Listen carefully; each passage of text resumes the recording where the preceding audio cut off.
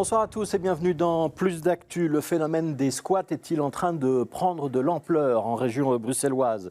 S'il semble évidemment difficile d'établir précisément le nombre de squats et le nombre de squatteurs, les occupations de bâtiments semblent se multiplier. Alors femmes avec enfants, personnes sans papier, demandeurs d'asile, les occupants de ces habitations précaires et temporaires présentent des profils variés. Dans quelles conditions vivent-ils? Pourquoi les bourgmestres rechignent-ils à les expulser? Quelle est la différence entre un squat et une occupation temporaire? Et quelle est aussi la réaction des propriétaires de ces bâtiments? Ce sont les questions que nous aborderons ce soir.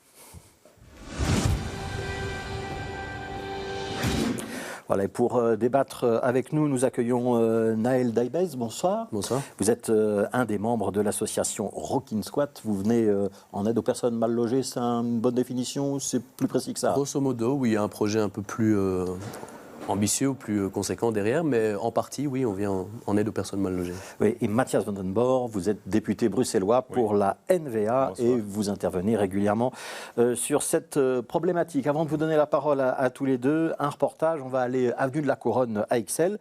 C'était il y a 2 semaines, le 3 avril, très précisément, un bâtiment occupé par 80 personnes. Le propriétaire avait demandé l'expulsion, celle-ci n'a finalement pas eu lieu. Extrait d'un reportage de Brian Momart et Yannick Van Gansbeek. Ces militants font littéralement barrage aux forces de l'ordre ce matin. Par ordre de justice, elles ont l'obligation d'expulser les 80 sans-papiers qui occupent les lieux. Dans le cas contraire, la police devra payer 5 000 € d'astreinte par jour d'occupation supplémentaire.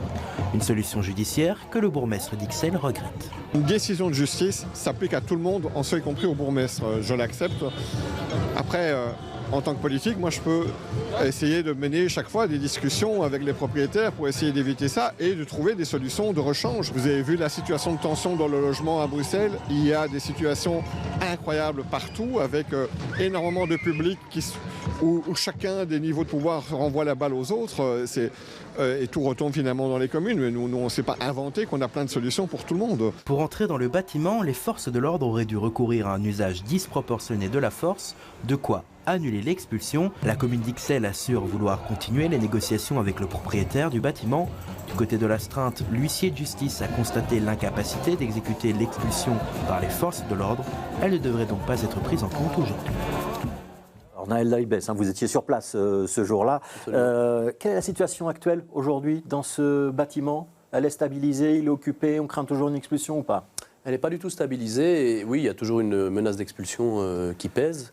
La situation, c'est que nous, en fait, on a assez peu de cartes en main puisque les négociations se font à au niveau politique, puisque Fedasile est impliqué en tant que potentiel futur locataire du bâtiment avec la commune. Le propriétaire, lui, par contre, refuse absolument tout compromis et jusqu'à présent, il est en tout cas bien décidé de continuer à essayer d'expulser. Oui. Ouais, il y a 80 personnes, c'est ça à peu près, oui, dans ce 80 bâtiment? C'est quel type de profil? Disons que la particularité de ce squat, c'est que ce sont des profils un petit peu variés. Donc il y a les profils administratifs, en tout cas, sont assez variés. Il y a des gens qui sont d'origine étrangère, il y a des Belges aussi, il y a des gens qui ont des permis de séjour, d'autres qui n'ont pas de permis de séjour, il y a des demandeurs d'asile, il y a des sans-papiers un peu plus longue durée, il y a des gens tout simplement un peu fragiles. Donc il y a toutes sortes de personnes en fait dans ce squat. Y compris donc, ce qu'on pourrait appeler des mal logés de manière générique, oui, qui ne sont pas forcément des gens qui sont dans une procédure d'asile ou dans une procédure de demande d'asile. Non, alors une partie le sont, mais effectivement tous ces gens ont en commun d'être dans des situations de difficulté face au logement. Ouais. Mathias van den Borre, est-ce que vous comprenez la décision de Christos Doulkeridis qui est de se dire là je suis face à une difficulté, il y a des manifestants, on ne va pas aller à l'épreuve de force, on va laisser ce bâtiment être occupé? Non, désolé, mais nous vivons dans un état de droit, en principe. Ici à Bruxelles, il y a encore des lois. Et les bourgmestres, en principe, doivent respecter les lois. Mais ce que M. Doulkeridis fait, c'est juste dire la loi. Ça ne compte pas ici dans le cas. Je ne respecte pas la loi. Donc, j'ai même un jugement qui je vais juste déposer à côté. Donc là, il y a vraiment un problème structurel grave que, voilà, il faut réagir. Ça veut dire qu'avec un bourgmestre NVA, on aurait procédé à l'expulsion et on aurait utilisé la force? Mais il faut bien sûr intervenir beaucoup plus tôt. Dans ce cas, il faut trouver des solutions. Oui, bien sûr, il faut trouver des solutions pour les gens qui sont logés là. Oui, cet aspect. Mais à la fin, un squat n'est jamais une réponse pour des problèmes qu'il y a dans la société. Et là, je peux dire que M. cherche dans ses moyens des solutions, mais c'est un gouvernement qui doit réagir structurellement dans beaucoup plus de cas. Et c'est le chaos qui règne aujourd'hui à Bruxelles. Et ça, c'est le problème. Ouais. Pour ce bâtiment-là en particulier, Anaël Lebes, il y avait eu un premier avis d'expulsion, une première décision d'expulsion qui avait eu lieu, qui avait été rendue pour le 19 mars. Oui. Et puis il y a eu un accord entre propriétaires, fait d'asile, la commune, théoriquement jusqu'au 7 juillet. Pas avec le propriétaire. Le propriétaire n'est pas lié à l'accord, c'est bien ça le problème. Et le propriétaire a finalement introduit une requête unilatérale. Lui, il demande toujours l'expulsion. Ouais. Donc le propriétaire a introduit une requête unilatérale pour condamner en fait la zone de police pour son inaction supposée. Et il l'a condamné à des astreintes au cas où la police ne prêtait pas main forte pour expulser les gens. Dans le cas présent, vous avez réussi à faire obstacle à l'expulsion. C'est toujours une question de rapport de force. Il faut mobiliser pour empêcher que des expulsions aient lieu. Bien sûr, en fait, parce que c'est un petit peu le seul moyen. En justice, les recours sont inutiles. Donc de toute façon, les décisions qui sont prises en première instance ne sont pas... Enfin, si on fait un appel, en tout cas, l'appel n'est pas suspensif. Donc la décision intervient toujours, de toute façon. Et dans les débats à la justice de paix, la question est toujours vite réglée, puisque les juges de paix prennent systématiquement position en faveur des propriétaires, indépendamment du contexte. Ouais. Est-ce que vous comprenez Mathias Vandenborg quand il dit non, c'est pas la solution et c'est au gouvernement de régler le problème, c'est pas aux propriétaires d'assumer la conséquence d'une occupation? Ça, je dirais que c'est aux politiques, y compris la NVA, puisqu'il y a une problématique sociale. Les squats sont, en fait, c'est une problématique sociale qui est liée au logement et qui est liée à d'autres problématiques, enfin à d'autres enjeux aussi. Mais en tout cas, nous, ce qu'on dit, c'est qu'on essaye de mettre en place des solutions qui répondent à tout un tas de questions et tout un tas d'enjeux. Maintenant, effectivement, il y a clairement de l'inconsistance au niveau de la gestion politique. Voilà, oui, bien sûr. Mathias Vandenborg, est-ce qu'il y a quand même deux problèmes à Bruxelles? On sait qu'on manque de logements, et notamment de logements sociaux et de logements avec des loyers modestes pour des personnes qui ont des revenus modestes. Et puis on a un deuxième problème, c'est aussi les demandeurs d'asile et le réseau fait d'asile qui est saturé. Est-ce que ça, la NVA n'y est pas un petit peu pour quelque chose quand même? Le premier cas de manque de logement, donc là, je constate que oui, bien sûr, le gouvernement a un manque d'investissement pendant des années. Il y a beaucoup de moyens, des mesures à prendre ici à Bruxelles pour améliorer, mais jamais un squat ou s'attaquer à un bâtiment vide est une solution structurelle pour ce problème. Mais pour le gouvernement ici, dans ce cas, ils disent oui, pourquoi pas, ça marche. Ouais. Mais non, parce que ça veut dire que vous seriez favorable à un gros investissement pour créer des logements ou pour renforcer le réseau fait d'asile pour accueillir les demandeurs d'asile, par exemple? Oui, dans notre vie, il faut encore des places structurelles, par exemple dans des centres fermés de fait d'asile. Il y avait un plan pour Theo Franken qui a créé un plan énorme avec des places structurelles. Mais qu'est-ce qu'il a fait Vivaldi? Elle a abandonné ce plan. Elle a juste pris des mesures d'urgence, des mesures de crise. On a dépensé immense d'argent. Le budget de asile et migration a triplé cette législature jusqu'au 1 milliard d'euros. On dépense chaque année pour asile et migration. Mais on a entendu Naïmi, ce n'est pas que des demandeurs d'asile ou que des personnes en situation irrégulière qui sont dans ce type d'occupation. Alors, il y en a une partie, mais ça veut dire qu'il y a quand même aussi un problème structurel de logement. Oui, donc une partie des gens qui sont belges ou qui ont le droit de séjour ici en Belgique, bien sûr, ils peuvent demander au CPAS d'intervenir. Là, ils ont un droit. Mais à Bruxelles, c'est extrêmement compliqué. Il y a 19 CPAS, il y a le niveau régional et souvent, c'est le cas, c'est l'un qui pointe vers l'autre et c'est jamais résolu. Donc, il faut changer ça structurellement, ça. Et bien sûr, l'autre cas, c'est des gens des sans-papiers ou demandeurs d'asile. Et là, c'est le niveau fédéral qui doit prendre la responsabilité pour ces personnes. Naël Daibes, j'aimerais qu'on fasse un petit peu un point sur l'ampleur du phénomène, parce qu'on ne va pas parler que de ce squat-ci en particulier. J'ai lu dans la Libre Belgique, en l'occurrence, qu'on disait qu'il y avait un squat qui se créait tous les 2 ou 3 jours en région bruxelloise. Est-ce que vous pouvez confirmer ce type de chiffre? Il y a évidemment squat et squat. Il y a des squats de quelques personnes, une poignée de personnes, et puis des squats beaucoup plus importants comme celui qu'on vient de voir en image. Est-ce qu'on a une idée du phénomène ou pas? Mais en fait, c'est très difficile, je pense, de recenser précisément, parce que déjà, il y a vraiment des centaines il y a autant de manières différentes de squatter qu'il y a de squats. Alors effectivement, il y a sans doute une augmentation, mais qui est liée à l'augmentation du nombre de sans-abri, tout simplement, et à la crise du logement, à la crise économique. Donc c'est clair qu'il y a de plus en plus de personnes qui se tournent vers ce mode de fonctionnement. Maintenant, il y a un effet d'annonce aussi autour de la part de la NVA, par exemple, pour dire voilà, il y aurait une recrudescence. Une espèce de recrudescence et un phénomène qui explose avec toute la série de stéréotypes qu'on a autour de l'insécurité, que ça engendrerait les problèmes de drogue, etc. C'est quoi votre définition d'un squat, pour être plus précis? Mais encore une fois, c'est difficile de résumer, mais en gros, le plus petit commun dénominateur des squats ou des squatteurs, c'est l'idée de squatter, c'est d'occuper un bâtiment qui est inoccupé, souvent pour des périodes temporaires. Donc voilà. Donc on prend un bâtiment vide qui ne sert à rien et on s'y installe. On parle de 7000 mal logés ou sans abri. Oui. Ça, c'est le chiffre officiel de Bruxelles. C'est une partie de ces personnes-là qu'on va retrouver dans ce qu'on va appeler les squatteurs? Je pense que dans ces 7000-là, la proportion, c'est qu'il y a à peu près un peu plus de 2000 personnes qui seraient dans des squats ou des occupations temporaires, parce que la nuance, c'est que dans les occupations temporaires, une convention, donc un accord avec le propriétaire qui est négocié. On y reviendra tout à l'heure sur la différence et la nuance. En attendant, je vais vous emmener à Woluwe-Saint-Lambert, si vous voulez bien. On va remonter au mois de janvier. On est le 22 janvier très précisément. Un collectif de femmes s'est installé boulevard Brandt-Whitlock dans un ancien hôtel, c'est l'hôtel Monty. C'est un reportage à l'époque de Charlotte Verbruggen et Christian Carpro. Parmi la vingtaine de femmes de tous les âges qui occupent l'hôtel, il y a Aurélie, c'est son nom d'emprunt.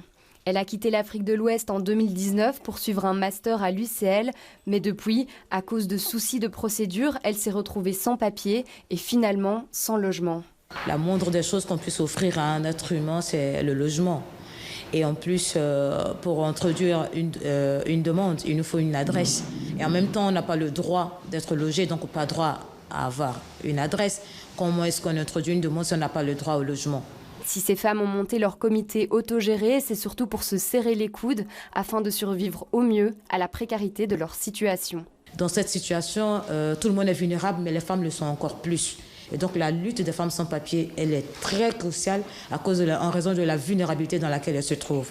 On essaie de régler un peu le côté logement, comment essayer aussi de s'entraider psychologiquement, parce qu'on ne peut même pas revoir les psychologues, on n'a pas l'argent pour payer des psychologues. Donc celui qui est plus fort devient le psychologue de l'autre. Ce lundi, après plusieurs jours d'occupation, la commune a pris contact avec les occupantes via son réseau d'éducateurs de rue. Le but premier, en général, quand on fait du travail de rue, c'est avant tout de nouer un lien de confiance avec les personnes. Et c'est de ce lien de confiance qui va émerger des demandes. Et après, nous, on essaie d'y répondre. Si de son côté, la commune a décidé de ne pas les expulser dans l'immédiat, rien n'est sûr concernant le futur de l'occupation. Pour pérenniser peut-être leur hébergement en cet endroit, en tout cas pour une durée de quelques mois, là il faudra qu'il y ait un accord entre le propriétaire et un service régional qui s'appelle Help Bruxelles, qui est un service d'accompagnement des personnes sans abri, mais plus particulièrement celles qui sont dans le cadre des procédures de demande d'asile ou de reconnaissance d'un droit de séjour. C'est la première fois que la commune de Woluwe-Saint-Lambert fait face à une occupation uniquement menée par des femmes seules ou avec enfants.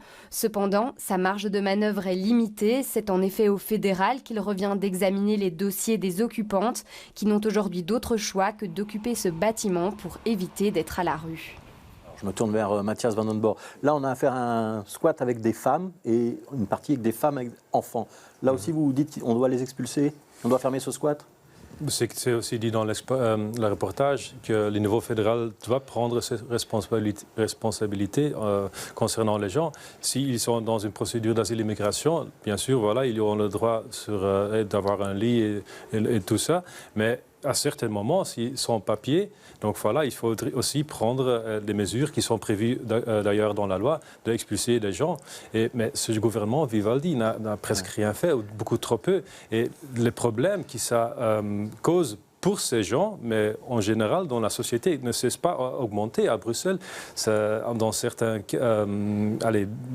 quartiers, la vie de vivre ensemble devient très, très, très complexe. Et je ne parle pas des femmes avec des petits-enfants, bien sûr, mais des autres problèmes avec des sans-papiers. Parce qu'on a quand même eu plusieurs squats ces dernières semaines ou ces derniers mois à Bruxelles, notamment avec des femmes et notamment avec des enfants scolarisés. Ça veut dire qu'eux, on doit les enfermer, les déplacer ou les expulser du territoire.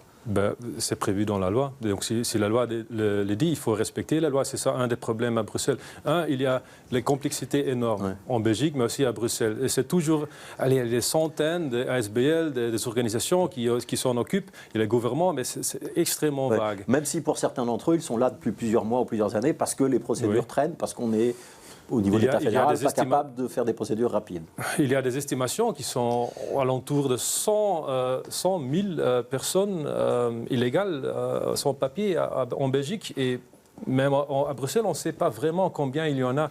Donc là, vraiment, oui, il y a des problèmes structurels qui ne sont jamais attaqués par ce gouvernement, ni au niveau régional, ni local, ni fédéral. Et nous, la NVA, on dit clairement que voilà, ce qu'on fait maintenant ici, avec des squats et tout ce bazar qui s'est passé au niveau fédéral, on n'apporte pas de solutions aux gens. Et ça, c'est grave à voir. Est-ce qu'on est dans un phénomène très, très bruxellois, Naël Daibès, ou est-ce que c'est propre à toutes les grandes villes, notamment toutes les grandes villes de Belgique? Alors, moi, j'ai pas étudié le phénomène des squats en Europe, mais je ne pense pas que le phénomène des squats soit beaucoup plus important à Bruxelles qu'ailleurs. Il y a une tradition à Berlin, donc je pense qu'il y a des squats dans toutes les grandes villes. Maintenant, il y a la manière dont les autorités appréhendent ce phénomène des squats, elle varie, j'imagine, d'un endroit à l'autre.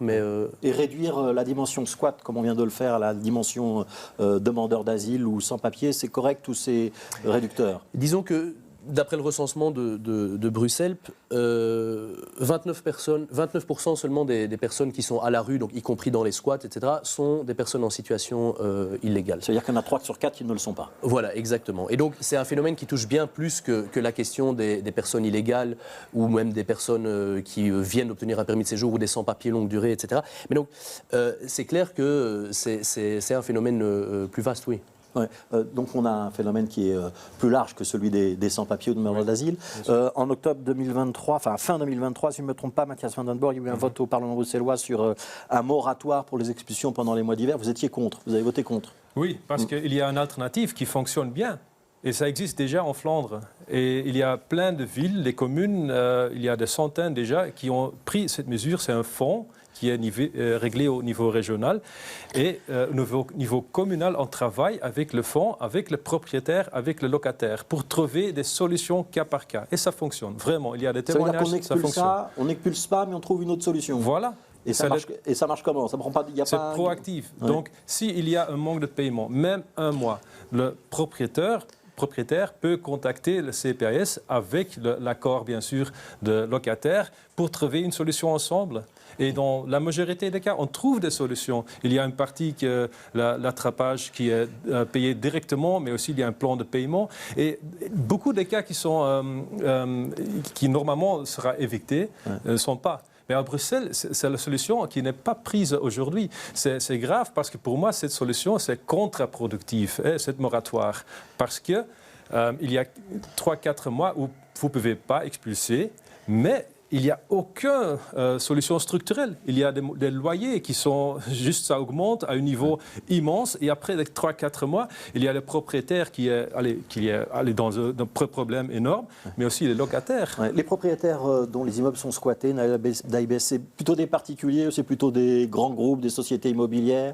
On a affaire à quel type de propriétaire? Alors, si on devait résumer, on a souvent affaire en fait, à des bâtiments qui sont laissés inoccupés pendant une longue période, qui sont des anciens bâtiments publics et qui sont rachetés en général par des grosses sociétés immobilières. Donc on a souvent affaire en fait, parce qu'il y a souvent des squats qui se font dans des bâtiments de bureaux aussi, parce que c'est assez facile, les bâtiments de bureaux qui sont laissés à l'abandon sont en général en meilleur état. Mais donc souvent effectivement on a affaire à des gros propriétaires, à des sociétés immobilières et très rarement, ça aussi c'est un fantasme, à des petits particuliers, quoi. Les conditions de vie dans ces immeubles, elles sont bonnes quand on s'installe pour vivre dans un immeuble de bureau? A priori, les sanitaires ne sont pas adaptés, il n'y a pas forcément de cuisine, c'est compliqué ou pas? Non, on s'adapte et en fait, plus on s'organise et de nouveau, plus on est, plus il y a de profils diversifiés dans le bâtiment, ben voilà, chacun met ses compétences un petit peu à profit et on est soutenu aussi par des bénévoles, par des associations extérieures. Et donc en général, les conditions de vie, en tout cas, je parle pour ce que je connais, sont très bonnes. Oui. Sont acceptables. Oui. Alors je voudrais qu'on fasse une petite distinction et que vous nous éclairiez sur justement la différence entre un squat par nature, a priori illégale, et ce qu'on appelle une occupation temporaire. L'occupation temporaire, c'est quoi? C'est la signature d'un espèce de contrat sur j'occupe le bâtiment pour une durée déterminée et finalement j'acquiers des droits? C'est bien ça. Donc c'est la conclusion d'une convention d'occupation temporaire avec le propriétaire. Alors il y a aussi ici une distinction qui est faite par les pouvoirs publics. Donc il y a de plus en plus au niveau de la région des petits financements qui sont accordés pour des occupations temporaires négociées. Le problème c'est qu'on ne peut jamais négocier ça à l'avance. Donc aucun propriétaire n'accepte jamais de signer une convention d'occupation temporaire avant que les gens ne rentrent. Donc en fait on passe par la case squat, enfin, ce qu'on appelle un squat, donc illégal, et après on essaye de négocier pour obtenir une convention d'occupation temporaire. Donc ça, c'est défini dans le temps. Les occupants payent une petite contribution de quelques euros par jour, c'est ça? Et ils ont le droit, là, de manière légale, à l'eau, l'électricité, avec les CPS qui interviennent, c'est ça? Alors, pas forcément, ça dépend. C'est vraiment au cas par cas. Alors, parfois, les pouvoirs publics interviennent un petit peu, par exemple pour les charges de consommation d'énergie, etc. Mais sinon, de nouveau, c'est beaucoup de la débrouille, en fait. Ouais. C'est simplement qu'on légalise la situation et que donc les gens peuvent vivre une vie normale sans être sous la menace permanente d'une expulsion. Ouais. Ça vous semble un bon système? Un système intermédiaire intéressant? C'est un système, oui, qui est effectivement intéressant dans la mesure où, pour l'instant, il n'y a pas beaucoup d'autres alternatives. Et puis, c'est un système qui offre aussi la possibilité de créer des formes d'habitat un petit peu alternatives et qui sont intéressantes. Ouais, Mathias Van den Borre, les occupations temporaires, c'est une bonne solution? Ça permet d'éviter que les gens se retrouvent à la rue ou d'être dans des occupations illégales? En principe, je ne suis pas contre. Donc, s'il y a un accord de propriétaire et un ASBL ou de locataire pour occuper un bâtiment temporairement, pour moi, il n'y a pas vraiment un squat illégal. Donc voilà. Mais non plus, ce n'est pas une solution structurelle. Parce que souvent, ces bâtiments ne sont vraiment pas adaptés pour loger. Il y a des problèmes de l'eau, l'électricité, de sécurité. Allez, souvent, c'est très, très dangereux. Il y a beaucoup de cas où des bâtiments, des squats, ça cause énormément de problèmes d'incendie. Et il y a des quartiers à Bruxelles, c'est presque chaque semaine où il y a eu plusieurs fois par mois des incendies avec des cas extrêmement graves. Donc là, voilà, ça, je suis beaucoup plus contre. Là, il faut agir beaucoup plus que des occupations temporaires organisées. Il faut que le propriétaire donne son accord pour qu'il y ait une occupation temporaire. Ah oui, bien sûr. Oui, c'est avec lui qu'on signe la convention. C'est un contrat entre le propriétaire et les occupants ou éventuellement donc, un collectif ou une ASBL qui représenterait les occupants. Oui. Ouais. Ça représente combien? On dit qu'il y en a au moins une dizaine en ce moment, des occupations temporaires de grande ampleur. Je ne connais pas le chiffre, mais si on prend les squats et les occupations temporaires, c'est à peu près moitié-moitié. Donc, en tout cas, dans cette distinction qui est faite, il y a à peu près 1000 personnes, selon le dernier recensement, qui vivraient dans des squats et un peu plus de 1000 qui vivraient dans des occupations temporaires. Ouais, vous voyez l'issue à cette crise du logement, mais en général en région bruxelloise où il n'y a pas de solution pour l'instant? Être imaginatif et justement essayer de créer des solutions alternatives, un petit peu comme ce qu'on est en train d'essayer de faire. Et bien sûr qu'il y en a, oui. Ouais, vous pouvez comprendre que l'initiative est intéressante, Mathias Van den Borre, ou pas?